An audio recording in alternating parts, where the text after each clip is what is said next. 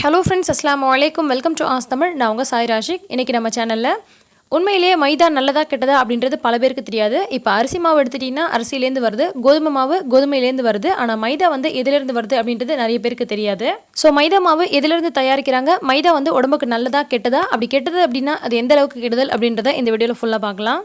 முதல்ல மைதா மாவு எப்படி தயாரிக்கிறாங்கன்னு பார்க்கலாம். மைதா மாவை 2 விதமாக தயாரிக்கிறாங்க. ஒன்று கோதுமையிலேருந்து தயாரிக்கிறாங்க, இன்னொன்று மரவள்ளிக்கிழங்குலேருந்து தயாரிக்கிறாங்க.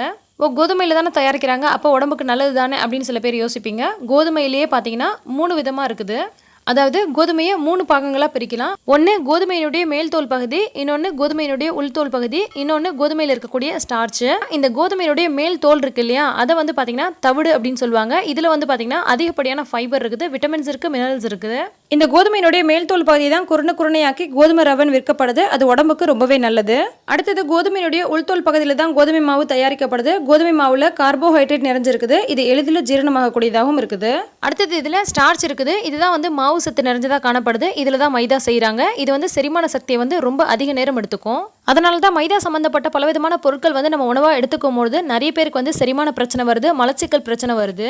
ஸோ இப்போ மைதாவும் நமக்கு கோதுமையிலேருந்து தானே வருது, அப்போ உடம்புக்கு நல்லது தானே அப்படின்னு சொல்லி நிறைய பேர் நினைப்பாங்க. அப்படி கிடையாதுங்க. கோதுமையில் இருக்கக்கூடிய அந்த மேல் தோடு இருக்கு இல்லையா, அதில் தான் வந்து நமக்கு கோதுமை குருணை செய்கிறாங்க. ஸோ இதில் வந்து பார்த்தீங்கன்னா நிறைய ஃபைபர் கண்டென்ட் இருக்குது, அதே மாதிரி விட்டமின்ஸ் அண்ட் மினரல்ஸ் இருக்குது. அதனால தான் அது உடம்புக்கு ரொம்ப நல்லதுன்னு சொல்கிறாங்க.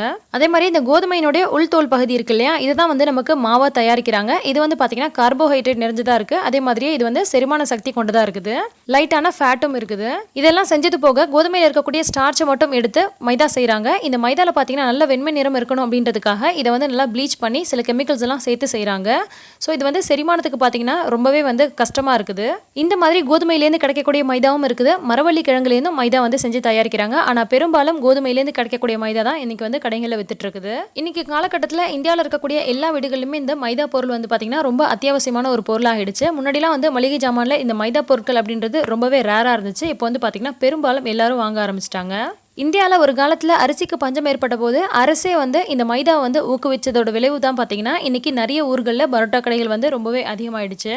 ஆனால் இன்றைக்கி காலகட்டத்தில் பார்த்தீங்கன்னா தினம் மைதாவை வந்து நிறைய பேர் சாப்பிடக்கூடியவங்களாக ஆயிட்டாங்க. பரோட்டா, சப்பாத்தி, சமோசா, பீஸா, பர்கர் இப்படின்னு சொல்லி பலவிதமான ஐட்டம்ஸில் வந்து மைதாவை தான் பயன்படுத்தி செய்கிறாங்க. ஆனால் சாப்பிட்றதுக்கு இந்த மைதா கொஞ்சம் மோசமான உணவு தாங்க. ஏன்னா வந்து சீக்கிரத்தில் செரிக்கவும் செய்யாது, அதே மாதிரியே பலவிதமான உடல் உபாதைகளை ஏற்படுத்துது. ஆனால் எப்போவாச்சும் சாப்பிட்றோம் அப்படின்னு சொன்னால் பிரச்சனை இல்லை. இதவே நீங்கள் ருட்டீனாக வந்து பழகிடாதீங்க. எந்த அளவுக்கு நீங்கள் வந்து குறைக்க முடியுமோ அந்த அளவுக்கு குறைச்சிக்கோங்க. இப்போ மாதத்துக்கு 2 கிலோ வாங்குறீங்க அப்படின்னு சொன்னால் அதை வந்து 1 கிலோவாக ஆக்குங்க. 1 கிலோ வாங்குறீங்க அப்படின்னு சொன்னால் அதை 1/2 கிலோ ஆக்குங்க. கொஞ்சம் நாட்களில் வந்து உங்களுடைய உணவில் அது காணாமல் போயிடும்.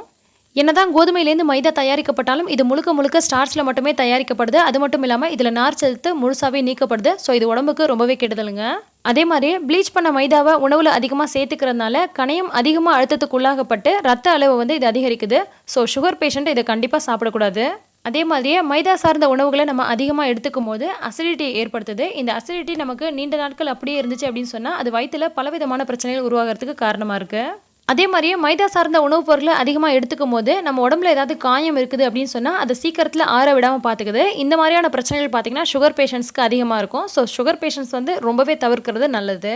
அண்ட் நார்மலாக இருக்கக்கூடிய எல்லாருமே மைதாவை எந்த அளவுக்கு அவாய்ட் பண்ண முடியுமோ அந்த அளவுக்கு அவாய்ட் பண்ணிக்கோங்க. அதுக்கு பதிலாக நீங்கள் கோதுமையை பயன்படுத்திக்கலாம். எதுலலாம் நீங்கள் மைதா சேர்ப்பீங்களோ அதுக்கெல்லாம் பதிலாக நீங்கள் கோதுமையை சேர்த்துக்கலாம். ஸோ இந்த வீடியோவில் மைதாவை எதுலேருந்து தயாரிக்கிறாங்க, மைதா எந்த அளவுக்கு உடம்புக்கு கெடுதல் அப்படின்றத நம்ம பார்த்தோம். இந்த தகவல் உங்களுக்கு ரொம்பவே பயனுள்ளதாக இருக்கும்னு நினைக்கிறேன். வீடியோ பிடிச்சிருந்துச்சுன்னா லைக் பண்ணி மற்றவங்களுக்கும் ஷேர் பண்ணுங்கள். மறக்காமல் ஆஸ் தமிழ் சேனலை சப்ஸ்கிரைப் பண்ணிக்கோங்க.